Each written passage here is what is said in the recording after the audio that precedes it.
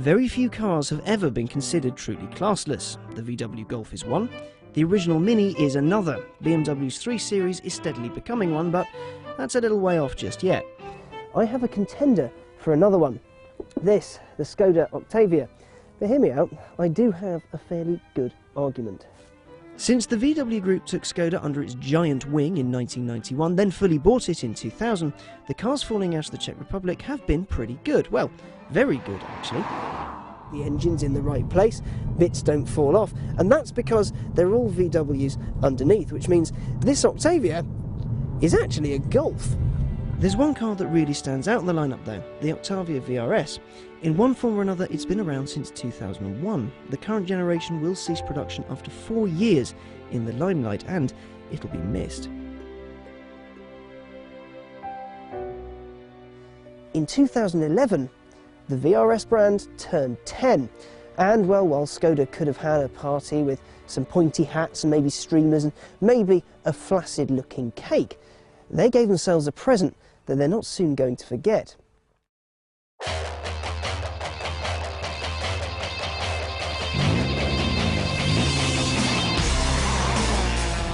This is Skoda's VRS Prezi to itself. It's a Bonneville salt flats car.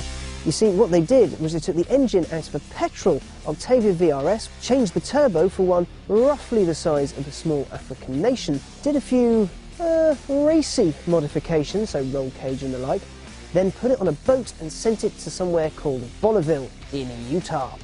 Bonneville has lots of salt, and once a year for Speed Week, hundreds of petrol heads get together to see just how fast they can go. It managed to hit 227.080 miles an hour, a new world record for a 2-litre turbocharged production car.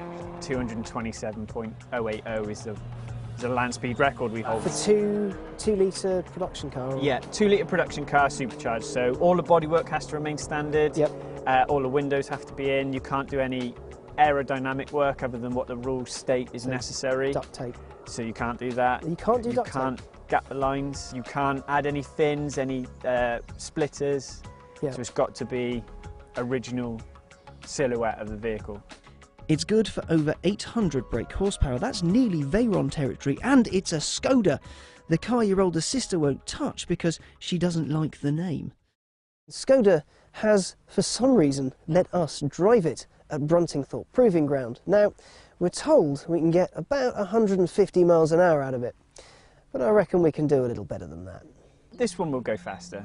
Yeah. This one will go faster. If we spent more time on a dyno, it's geared for over 250 mile an hour, so I reckon we could get in the 240s. How much do you reckon we're going to do down here?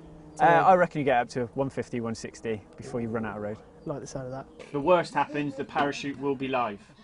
Which is... The handbrake down beside you. That's the parachute. Yeah, so all you got to do is pull that and a parachute will come out the back. The temptation now I know. is so great.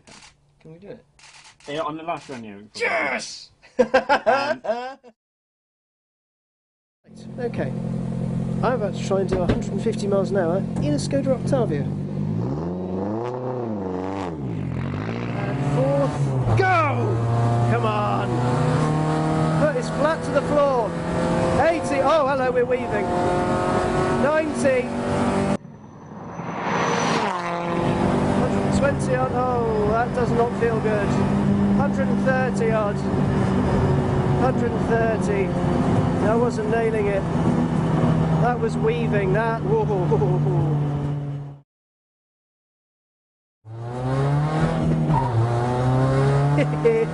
Little shirt from the wheels.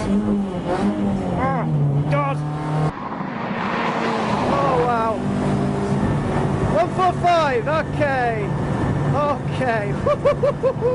The next run, I'm going to have to go for it like a boss. Because I want to see 150 on that.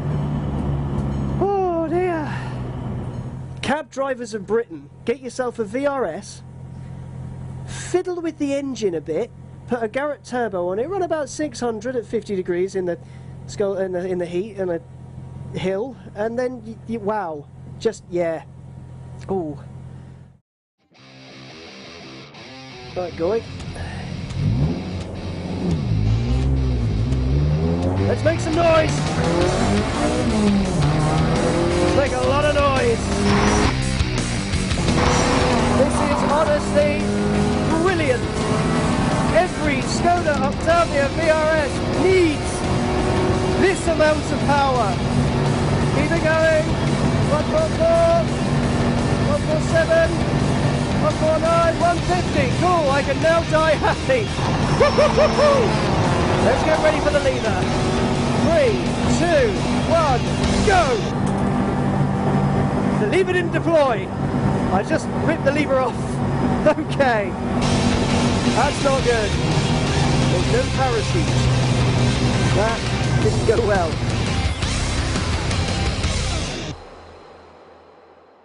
I sustained an injury while pulling the chute on a land speed record car that failed. So I'm happy. Come on, you saved my life. Oh. You can't use this on the film. Suffice to say, the Bonneville car is utterly, utterly brilliant. Nothing can quite prepare you for that kind of speed, especially in what some would consider to be the world's fastest taxi.